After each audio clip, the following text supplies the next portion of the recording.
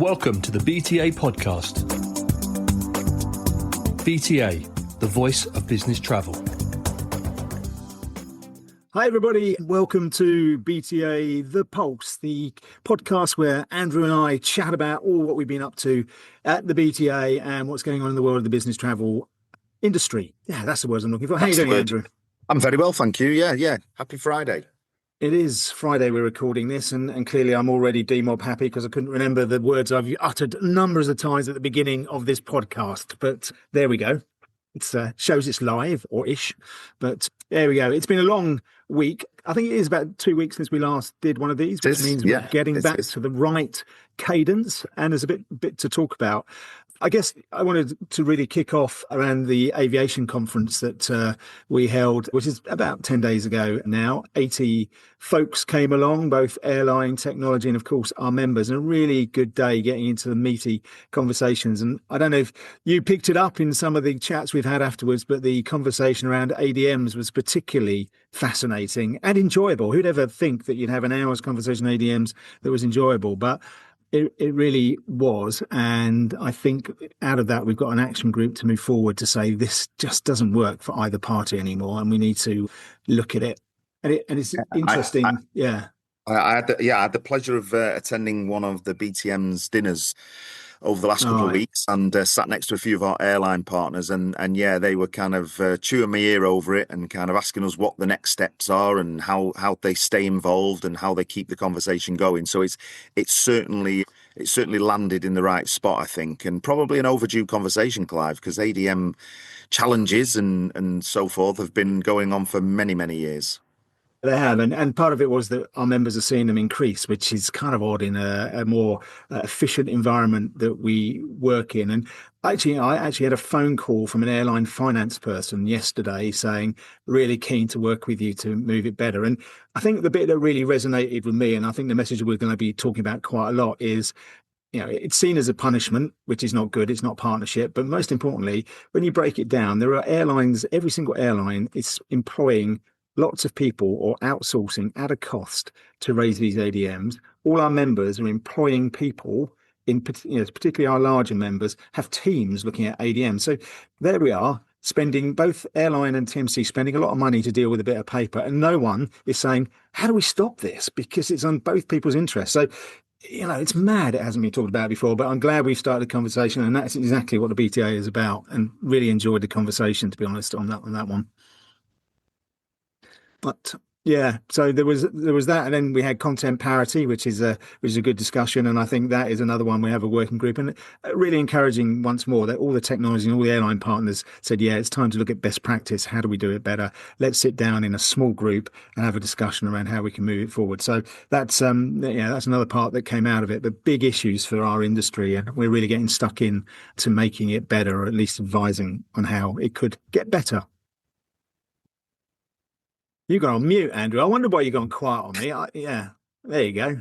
It's not very often I'm on mute, Clive. I know. I'd obviously sent you to sleep into an absolute, Yeah, it's interesting, isn't it? I mean, we've still got the challenges in the Middle East, yet we've still got a lot of things happening in our industry, and a lot of collaboration and interaction happening right across the sector, I think.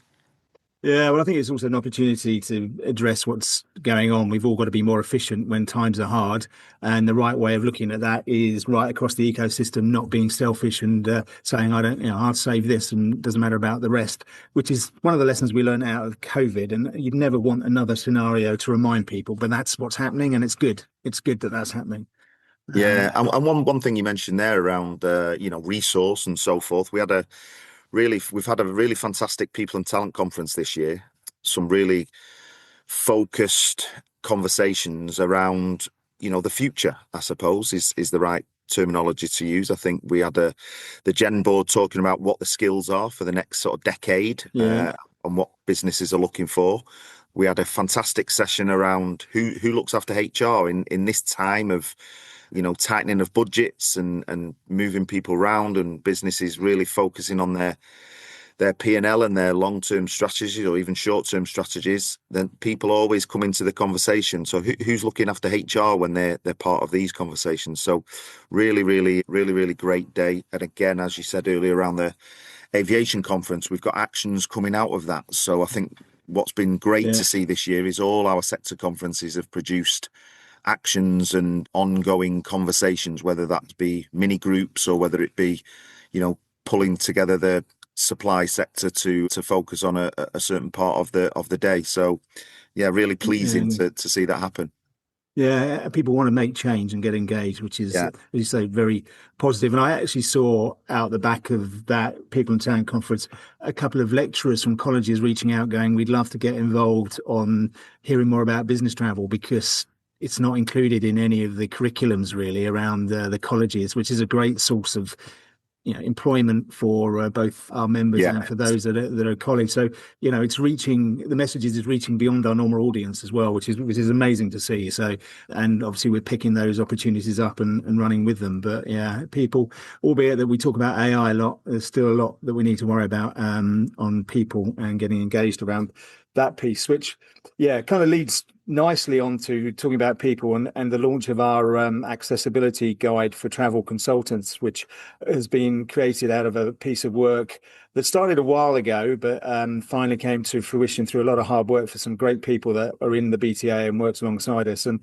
this was just basically a very in-depth guide for travel consultants to understand what those that travel with potentially additional needs expect, what kind of questions to ask, and how they work it through. And I have genuinely been amazed by the feedback that we've had from this particular guide launch. And as you rightly said earlier on when we were chatting earlier, that I posted it on LinkedIn this morning, just some of the feedback that I've had. And I've never had as much feedback on something that we've launched as we have on this. So it's really hitting the right notes, and it is very much only the first stage of what the team, Tiffany, Joe and Mark are doing. And I've got meetings next week on the next stage. But equally, you attended one of our members' accessibility discussions only this week, I think, which just shows that it really is on the agenda. And was it with CMAC that you? It was with CMAC, and what was interesting is I mentioned the dinner that I attended earlier on. In that dinner, the key speaker was from NCAT, which is the National Centre for Accessible Travel, and their CEO spoke at that day. And then the following day, I went to as you rightly say, the CMAC event, and they talked there about accessible travel from end to end. I think we sometimes miss that, don't we? We talk about just the flight or just the hotel or just the train, but it's getting from door to door. And I think that's really critical, and ground transport plays a huge part in that. Yeah. And CMAC held a really good, informative event where we looked at the challenges, we looked at where the opportunities are, what's in the gift to give from some of these operators, and where we need influence or to influence other parties. So keep a lookout for that, because I think it ties in nicely with this initiative, and certainly something we can continue. I think you've mentioned a phase 1, phase 2 concept, so it will tie in nicely as we move to that second phase, I would think. Yeah, no, absolutely. And we will be working closely with partners. The first stage was very much around helping our members get their people in the best place they possibly can to understand the world of accessible travel for business, and that's really first stage. But you're right, we'll be looking for collaboration as we move forward. So again, really delighted that the BTA members saw the benefit of being part of us and getting engaged and pulling something out that is really worthwhile. Kind of always talk about this. You've had a trip to Westminster. I know you kind of alluded to it there, but you've been mixing with the powers that be, and none of the people you met have resigned just afterwards. It's not them, was it? No, not guilty. So I have to take a translator with me when I go down into Westminster with the northern accent. They do have northern MPs, down there too. Just to be clear, they do, and actually, to be fair, joking apart, the chair of the APPG that we went and sat in is Chris Webb, and he's sort of northern Blackpool way, so he kind of gets it. But it was part of the evidence sessions that we were taking part in to look at the potential impacts of the visitor levy in the UK, or specifically England. And we've got, I think, one final session to happen, and that's really focusing on the design and implementation. Unfortunately, I think this thing's going to happen, even though everybody in the room, and there was various different panelists that joined me, from Merlin Entertainment and Attractions to UK Inbound to Green King were there. We had Blackpool Tourism, so a local seaside tourist organisation, and then Professional Association of Self Caterers, again looking at kind of caravans and cottages and all that kind of thing that are also going to be impacted. So it's a wide issue, isn't it? It is a wide issue, and I think people don't really understand the impact this is going to have when it comes in. Yes, people have the argument of money going into local economy, into local councils, therefore being spent to, protect and improve that city or that area. But ultimately, the end result is that the traveller, or in our case, from a business travel perspective, the UK PLC ends up footing that bill. And we put some really good points across. The MPs listened, they challenged back, they took on specific points, and we'll see where it gets us. As I say, the last session is really going about the design, the implementation, when it's going to come in, and we will keep people informed. And yeah, I've enjoyed being part of it. I think it's definitely a cause worth fighting for. Whether we get the right result is probably not going to happen, but at least if we can make sure that we are part of that conversation on the implementation, I think that's a good win for us, I think. Yeah, and I think it's important to kind of highlight that's what lobbying is, right? You often start with a position and it's moving to a compromise, but if you don't lobby and you don't have your voice heard, then you never get that compromise. And to get it removed completely, a bit like APD, is not going to happen. But if you don't lobby, then it will be the sky's the limit. And without getting political, the taxation on this country is just getting outrageous. It is, for business or leisure, but we're interested in business. It just keeps making Britain very expensive to work out of, very expensive to visit and invest in, and we cannot let these things keep rising, because it will impact all of us and our customers and their staff and everything else. So it is a good cause to fight, and it's important that you're in there with such a diverse bunch of people. I never had you down as a caravaner, but maybe you will after that conversation. But no, that's good. And the other big topic at the moment, which is really dominated by the leisure sector, is obviously the entry and exit scheme in Europe. And I just want to, people are well aware around this, but just flag something that I raised this week, and I've had a couple of journalists pick up with me, is to go, blimey, we need to investigate that. And it is something that probably people do know, but it's not really being given as one of the reasons. But I've been to Europe 5 times since EES came in, and every time I've registered. So this time, which was the 5th time, I was in Tenerife for the weekend. There was a relatively long queue, not a huge queue. There was about 2-3 aircraft all came in at the same time. And I said to the queue coma, I said, look, I've already registered. Can I go straight to the biometric machine? I've registered 4 times before. And she said, well, when was the last time you registered? And I said, well, it's probably about 4 weeks ago. And where? And I said, Croatia. And she said, well, if you haven't registered here in the last 2 weeks in Tenerife, it won't work, but you can go and have a go. So I went along going, I know better than you do. And it went beep, go to the back of the queue. And she said, I told you. And I was at the back of the queue. And so it's this thing, is the madness. This whole thing was raised that you apply once and it's for 2 years. You just go to the biometric machine. Even that bit is not working. So you've got queues for people that don't need to queue or shouldn't need to queue. And of course, don't get me on the app, which was the piece that should have been ready prior to it all starting, so you could register at home and then just verify it on your first time through. It is an absolute carnage. It's an absolute disgrace that this has been entered in. And we're fighting very hard along with everybody else to say to Europe, just pack it in, right? Call it off for the summer and get it right and start when it's ready. We know it's a good system. And this is where we blow the trumpet of UK border force, because I'm sure everybody's travelled into the UK. You go up to those electronic machines.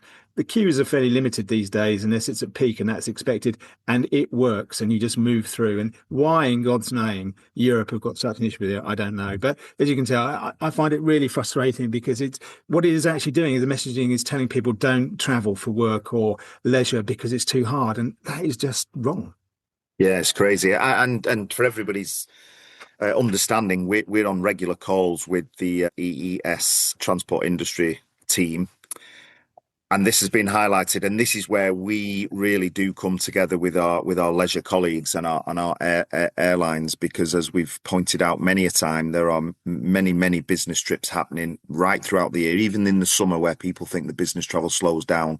It doesn't slow down as much as people suggest. So, this has been in place now since the 10th of April, I think. And as you said, the picture on the ground is really mixed. Our last call was just ahead of the end of May bank holiday. And we had feedback around, flexible provisions. Obviously, Greece had changed theirs. Ports are the same. We think a lot about airports here, but we have a lot of challenges around the ferries and the ports, specifically around Dover and Calais. Eurostar also impacted. So there's lots of areas that are being hit by some of these challenges, and we'll continue to push and challenge those areas. But as we were talking earlier, I think the gift to give is not ours, unfortunately. We have to rely on these member states, and let's hope that they start to get their things in order. Well, Brussels have to make a decision on it, and the EU, and I just don't think they're man enough to stand up and admit they've got it wrong, given they've had 10 years to put it right. But if this was a commercial business going this wrong, you would make some pretty quick decisions to switch the system off until you came back, which we have seen in commercial organisations doing it, and it's just appalling. But just shows how difficult it is to implement something when you've got so many people touching it and therefore not owning it. But there we are. We will keep fighting on that one, as we do on a number of issues, and raising the points. So there we go. That's quite a lot we've covered in a short time. It is. Yeah. Quite a lot. We're very busy, and this, we talk about a lot of this, but the team are working hard behind the scenes to help us capture all this and send these messages out. So it's really, really important. And it's not like there's not much coming up moving forward. We have the Business Travel Show coming up in a couple of weeks' time from here, which the BTA will be at. And we really welcome anybody coming over to our stand, giving us their views on any of the J71. Sorry, J71. 71 stand we're on, yes. I think that's the best stand in the hall, isn't it? J71, that's what I heard. Absolutely, prime location. Got a couple of handsome chaps on there that are ready to speak to you. But no, please do come over and give us your views on any of these subjects. We'd love to hear from you, or even subjects we haven't covered. That's what we're here for. We've got some fairly big news to launch at the show as well. So we look forward to sharing that with you, and maybe a couple of drinks, as always happens at the Business Travel Show, really. But other than that, there is still quite a lot of other bits and pieces coming up, and we will keep you informed. But as always, thank you for listening. It is the start of the World Cup. Do you have a view, Andrew, on who's going to win it? Are you going to be very nationalistic and say England, or are you? I don't think it'll be England. I think the heat will get to a lot of the European nations. I think it'll be South African, Brazil, Argentina. I think I'm leaning towards Argentina. I think that's where I'm heading. I think they might just pull off a shock win this year and retain their trophy.